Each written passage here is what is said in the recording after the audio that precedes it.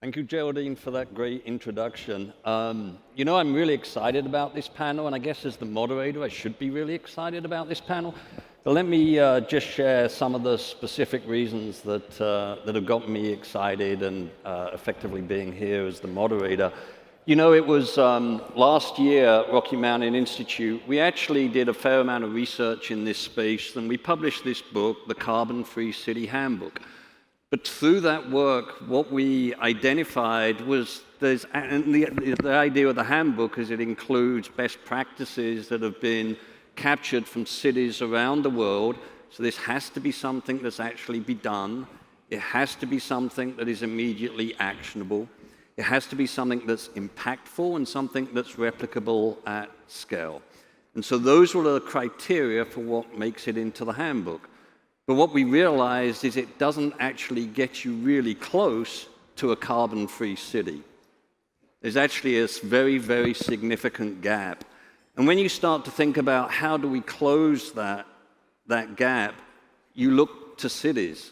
Because it's cities that demonstrate ambition. It's cities that will set the goals. And as we heard earlier this morning, they should be stretch goals if we're going to be able to actually drive transformational change.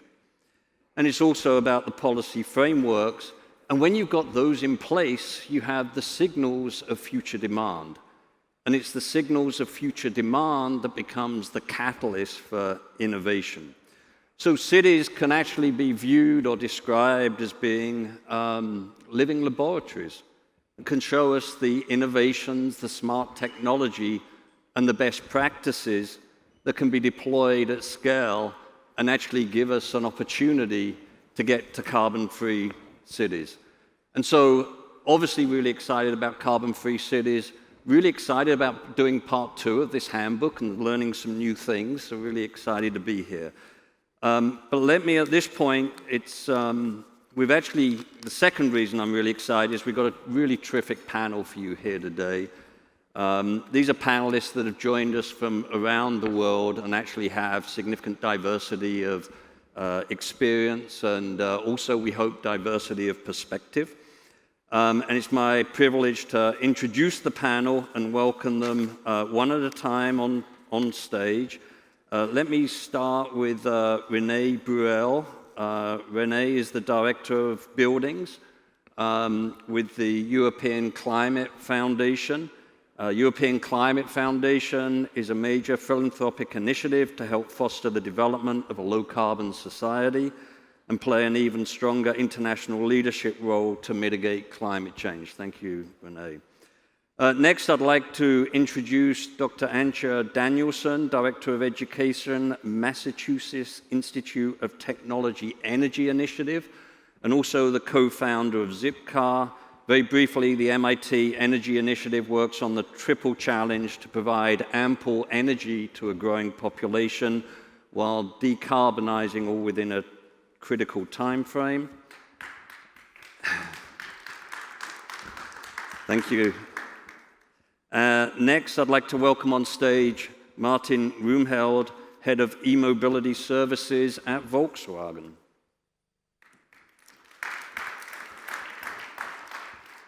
And then finally, Lin Xuefeng, Mayor of Jinghai District Government, Tianjin City.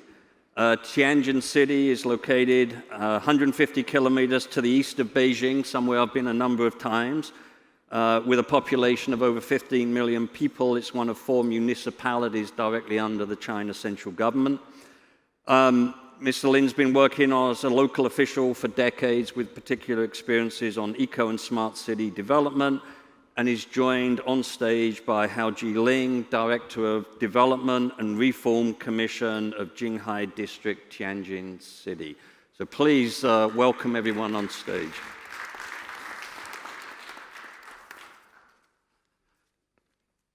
Okay, where I'd like us to start is really wanted to provide the opportunity for each of our panelists just to provide a little bit of an opening perspective before we actually get into discussion and dialogue. And obviously the perspective in relation to the nature of the panel around smart cities.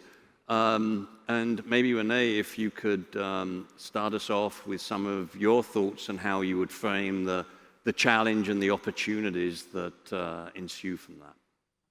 Thank you very much. So I think the challenges are very large. First one is demography. I think by 2050, two-thirds of the population will live in cities. That's up from about 50% now. Plus, we will see another 2.5 billion people on this earth. So that's really a major challenge, and we need all the solutions possible to deal with that. The second one is the climate challenge. We heard about that in the previous panel, but what we didn't hear there was that last year the IPCC published a report in which it made it clear that we absolutely need to limit climate change to 1.5 degree temperature increase to avert the most disastrous effects of climate change. So, and that requires climate neutrality by 2050 across the world. So what my organization did last year, we commissioned a report looking at what a fossil fuel energy system by 2050 would mean. And we were looking at the role of gas, of heat and electricity. And the report was published last month, and we found that there are 3 pillars of a fossil-free energy system. And I'm very happy that many of the startups that we see here are part of those 3 pillars. So the first pillar is building efficiency. We need to make our building stock, both the existing building stock and the new building stock, much more efficient to mitigate peak winter demand. The second one is clean and smart electrification of the heating system and the transport system. And the third is seasonal storage.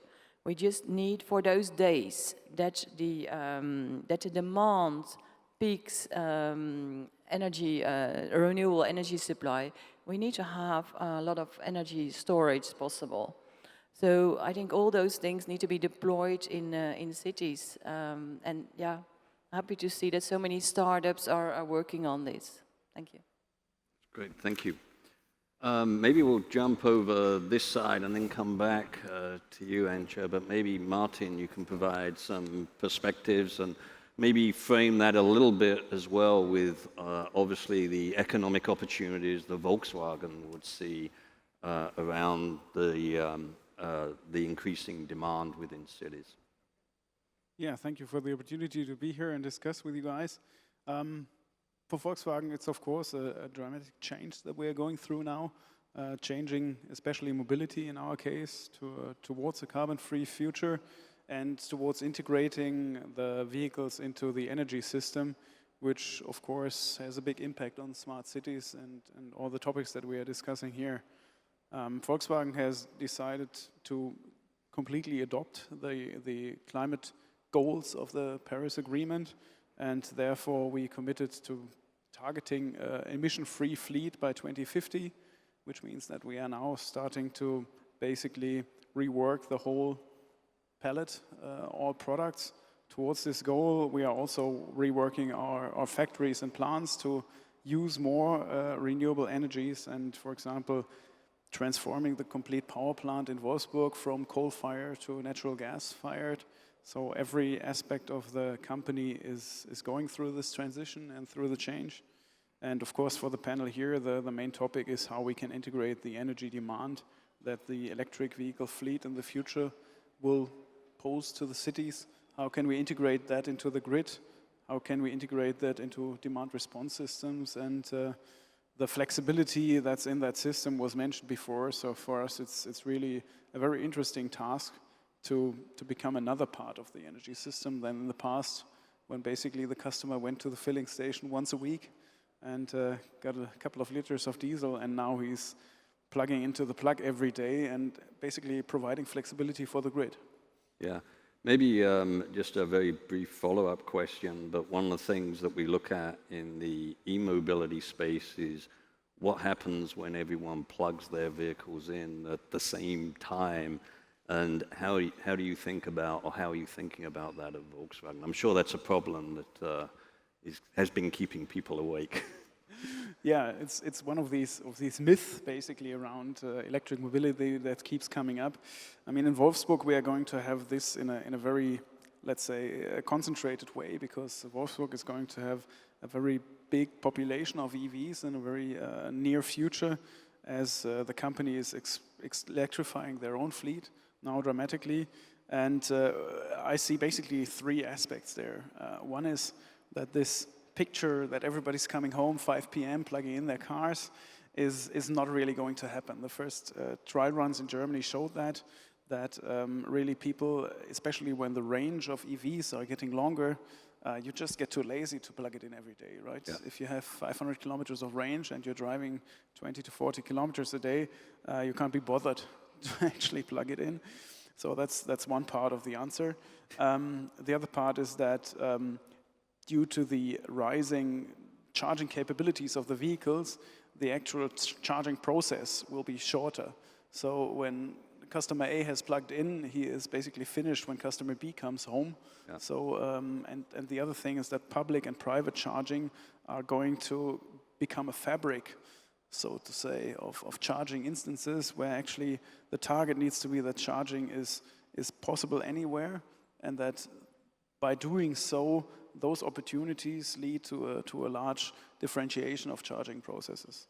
And the third aspect, and that's something that we're doing in Wolfsburg very actively, is we put high-power charging hubs into the city, which has basically two effects. One is that you are connecting to a higher grid level, where actually the power is available and there is no congestion. And the other is that you create the opportunity to people who cannot charge at home to just go to recharge their vehicle once a week at one of those hubs. And that's going to be 5 hubs actually in Wolfsburg, which is quite a lot for a fairly small city.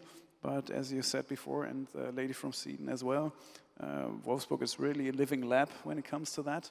Yeah. So we can really try different approaches towards the topic, and we are in a very good conversation with the people running the grid in the city, and we're monitoring all of that. So we don't see that this is really a major obstacle.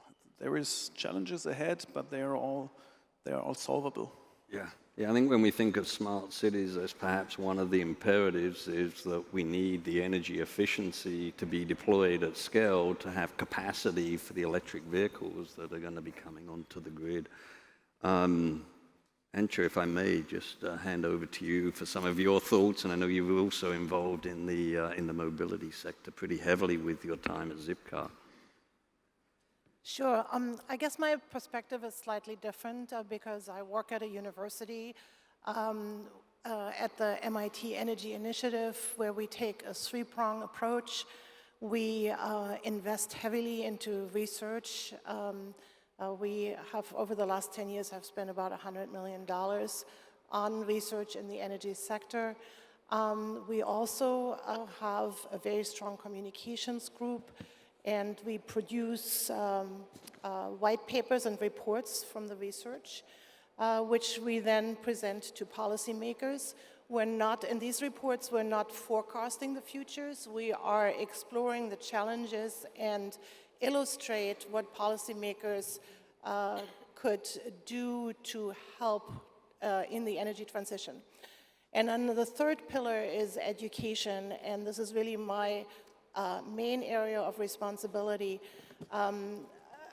I myself, with a group of faculty members who of course help me with this, we explore, based on the research, what the knowledge needs to be for the future generation of innovators, and then we translate that into content and opportunities for the students. MIT has a very vibrant innovation ecosystem. And of course, our students learn about all the toolkits that were, all the tools in the toolkit that was mentioned earlier in the keynote. So AI, machine learning, 3D printing, gene editing, those are all topics that we create content around. And basically, our focus is to equip the students with the knowledge and the skills and the courage, too, that they need to keep us happy and healthy in a changing climate and also contribute to the energy transition. That's terrific, thank you. Maybe hand over to our colleagues here from Tianjin City.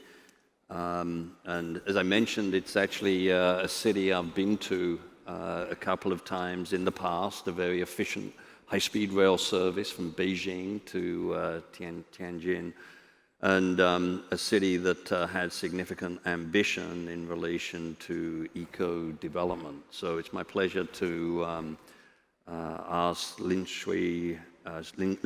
Xuefeng to share some of his prepared remarks about some of those experiences and some of the things that we need to do going forward. Thanks, host. Everyone, good afternoon, everyone. Because I spoke English is not very correct, so I had to write this. I'm deeply honored to be invited to the Berlin Energy Transition Dialogue. I'm from Jinghai District, Tianjin, China. Jinghai District has an area of 1,476 square kilometers and a population of 800,000. In April last year, with great support from the Chinese SUAS and the Dana, Sino-German City was approved to be constructed in Daqiuzhuang, a town of Jinghai. First of all, I would like to express my heartfelt gratitude to the donor. Now, I'm going to introduce the Sino-German City project to you. Daqiuzhuang is located along the Beijing-Shanghai Highway, 3 minutes to Beijing and 4 hours to Shanghai by high-speed train, and 8 kilometers from Tianjin port. The technical team are working jointly to develop the indicator system, which offered and targets and testing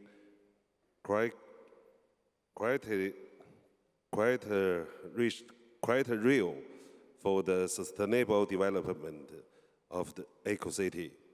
We have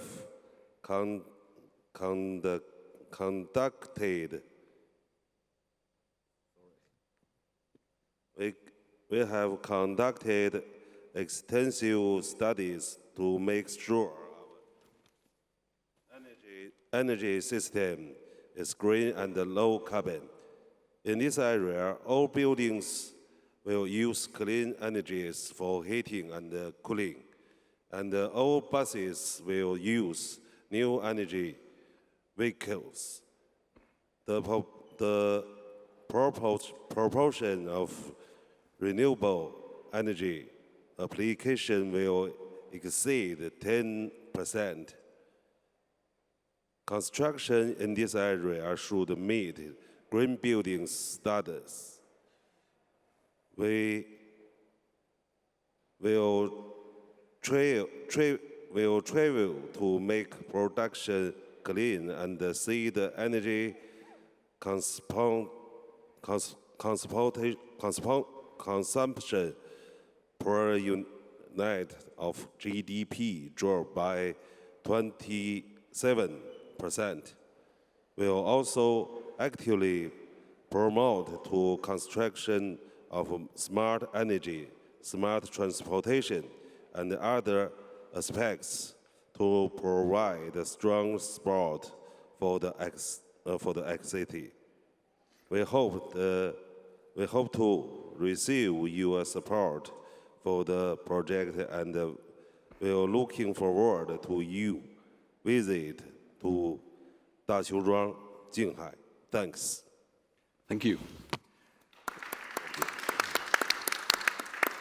Yeah, it's in my travels around China, there's many new cities, and there's kind of an opportunity with a new city to do a planned development and make that new city smart and eco-friendly by having effectively the developer, typically the local government organization, actually set the goals and the targets. And it's one of the questions I had, and perhaps Antje, you can give us some perspectives here, is that, you know, we see major new cities being developed around the world, and here in Europe, we have a lot of existing cities, and to what extent the challenges are perhaps a little different in an existing city to a new city where you're able to actually plan that development going forward. I wonder, Antje, if you could share some thoughts. Sure, maybe I can give an example. I just heard a talk on Friday by Alicia Barton, who is in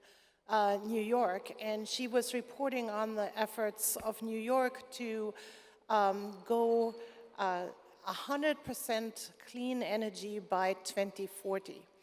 And she described the ways of how New York will acquire this clean energy and so forth. But then at the end, it really came down to the same thing that you said earlier, that there is really quite a large gap between going 100% clean energy and going zero carbon. And that is due to mainly two things: buildings, the old building stock, and the congestion that is caused by mobility in old cities. So building new cities opens up the opportunity to really include all the technological tricks that we have in our toolkit, and really not just do the right planning, the right city planning, but also introduce smart demand-side management, smart traffic controls, maybe include sensors for autonomous vehicles, maybe even think about in terms of how the different times at which schools start and businesses open can be staggered, such that transportation is not happening all at the same time, because that is a prerequisite for making autonomous vehicles meaningful in a low-carbon environment. So those are just some suggestions. Yeah. In old cities, we have real problems. In new cities, we have the opportunity to start afresh. Yeah. No, I think that's terrific. And one of the things you touched on, it maybe leads to my next question, and perhaps Martin and Renée asked for your thoughts on this, was, you know, to get to a zero carbon future or carbon-free cities, you know, we're assuming that everyone understands that we need cities to be smarter, that smart technology is a component of that. And perhaps, Martin, if I could go to you first, if you could kind of talk about your perspectives as the need for smart technologies and why smart demand and smart technology is necessary in order to get to a zero carbon future. Yeah, I think there's two aspects to it. I mean, when you have the smart technology in place, you still need some incentive for actually the customer, who in the end creates the carbon emissions, to adopt those technologies and to see an advantage for himself. So I think we're always talking about energy pricing and incentives. When you look at energy and energy prices around the world, it's a basic commodity that everybody needs. So there is definitely a political limit to the prices that you want to impose on energy. But a low energy price gives the customer a little incentive to actually invest in technologies that save him energy. So this is at the moment the beauty for electric mobility that we see all around the world, that driving a vehicle with a combustion engine when it comes to the fuel price is more expensive than driving it on electric energy, and therefore you have a very strong incentive for the customer to adopt this technology.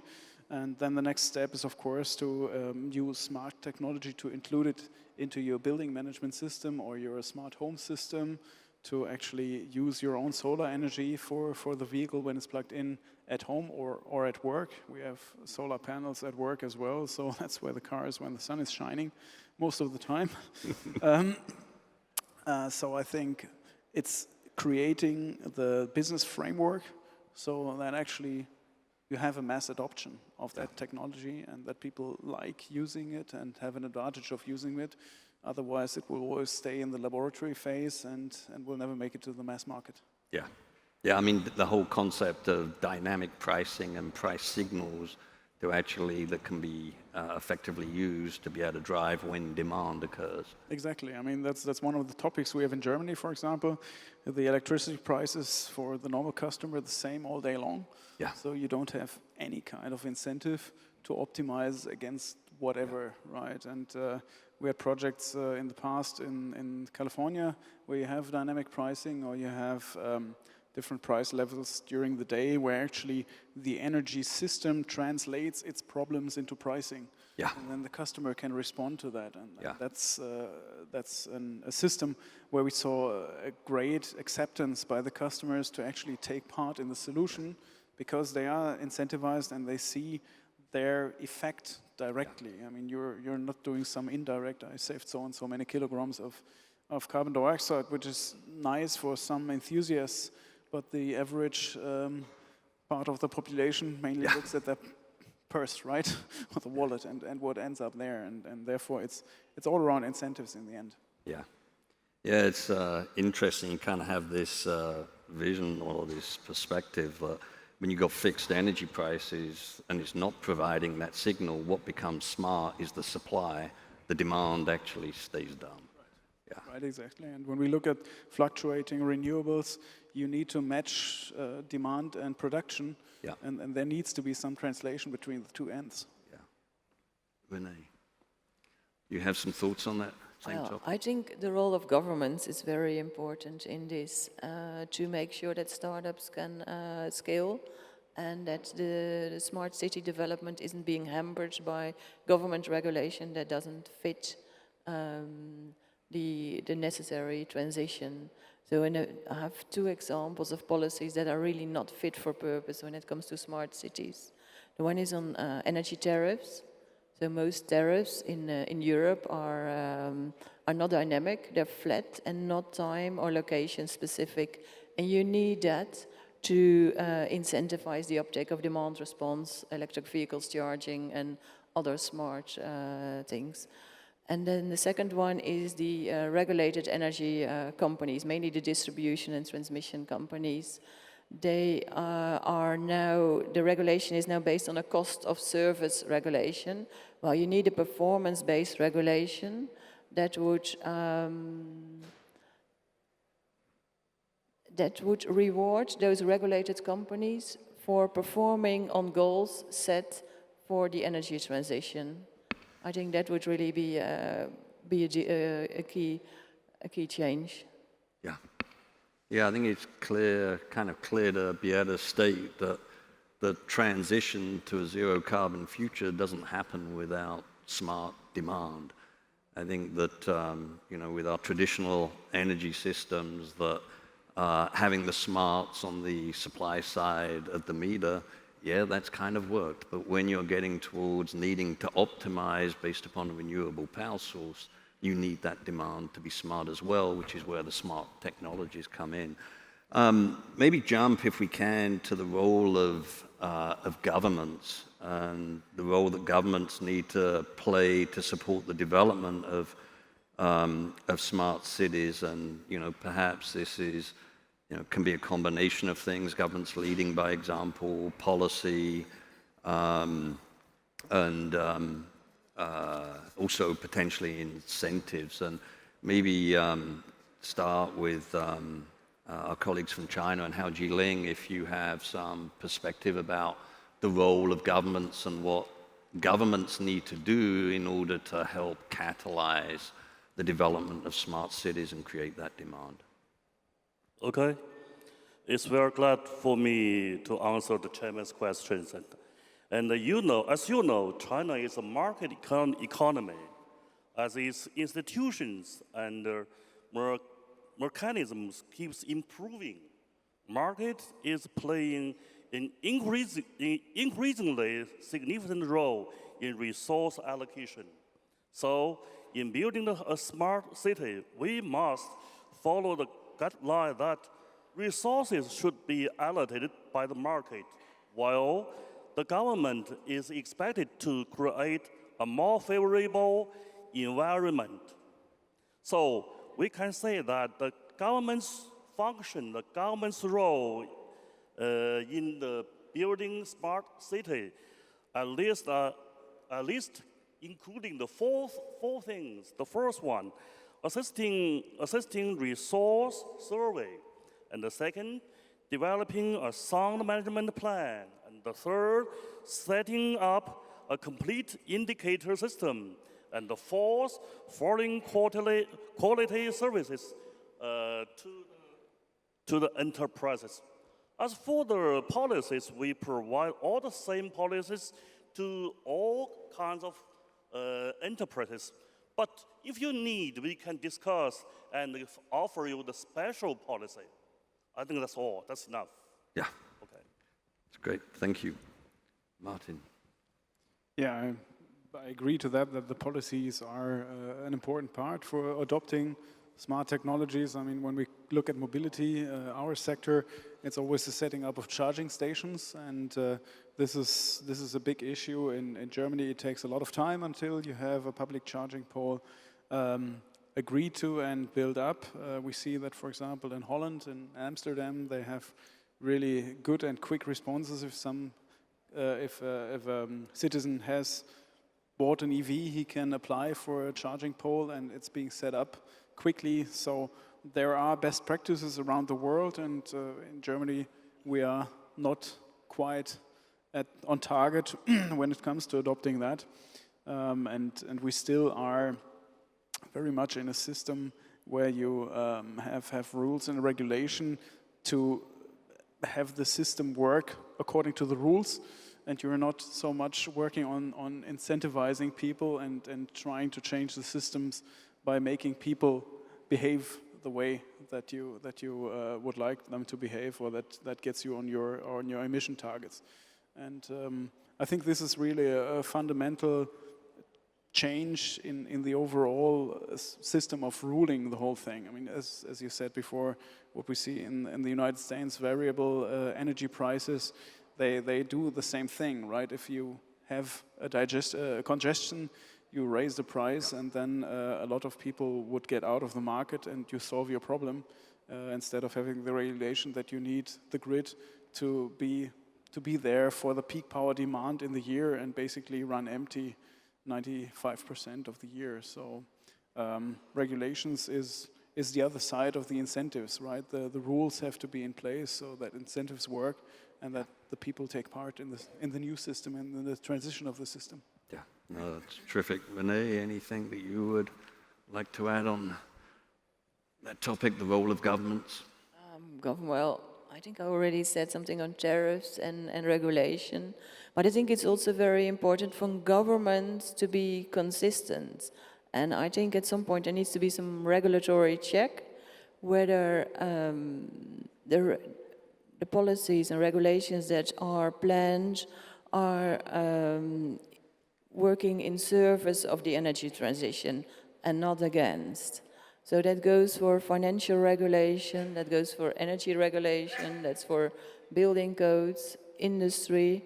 So I think this kind of regulatory check would be very useful. Terrific. Any final, in fact, we're going to hand pretty much the final words from the panel here to Thank you yourself, very much. Antje. Well, from the US perspective, I would say regulations, of course, have to be performance-based, but also flexible, because as you probably all know, in the US there's a lot of bottom-up movement in this area, And so there's a lot of excitement by citizens, by towns, by state governments, not so much the federal government. So by including flexibility, it will allow every level of activity, whether it's a building owner or the state, to implement solutions that are appropriate for the level and the climate and the geography that you live in, really, also the economic climate. So flexibility, I would opt for flexibility in regulation. Okay. So I'm going to try and balance those two between consistency, because I agree with that.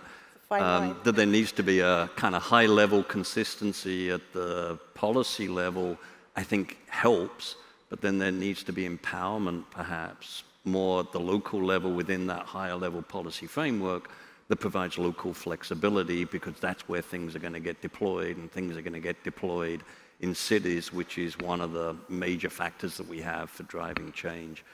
I think we're pretty much at time here, and before just closing out the panel, I'd just like to kind of first thank the panelists, because one of the things I said was I'm excited to be able to do part 2 of our carbon-free city handbook, and I've got a few thoughts that I've noted down that I think are going to be incredibly helpful, so we might be asking your permission to be able to quote some of your comments. But there's just, if I kind of wrap up, there's kind of a flow here that I think we got to, which is that, you know, for the urban energy transition, and that of course is a transition to a zero carbon future, there's an incredibly powerful role for government to effectively start creating those signals of demand. And signals of future demand is, I think, what we know effectively fuels the innovation community. And we need innovation, because we don't have enough things that we know today that we have deployed that can get us to carbon-free cities. They can get us part of the way, but we need to unleash the power of innovation to be able to go through there, and that starts, as I say, with government, and cities are one of the great vectors for change. So with that said, I'd like to thank everyone for attending. Please join me in thanking our panelists for spending their time with us here on stage and sharing their comments. Thank you very much.